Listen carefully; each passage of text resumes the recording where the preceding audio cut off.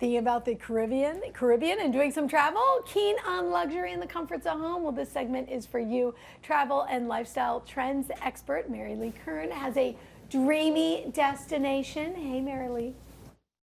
Hey there. Yes, Caribbean-minded travelers should consider Yellowbird House, a 9-bedroom Bahamian treasure in Eleuthera.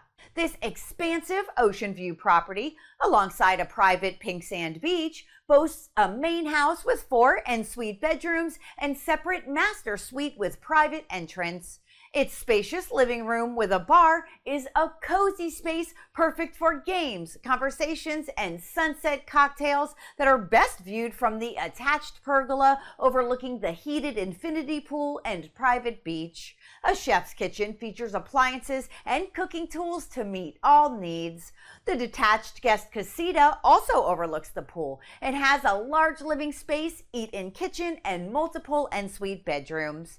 A large covered cabana facing the private beach is perfect for yoga, massages, and more. Yellowbird comes staffed with a cook for breakfast and lunch, as well as a housekeeper, and airport transports are also included. Learn more and book your stay at EleutheraVacationRentals.net and learn more at theluxelist.com.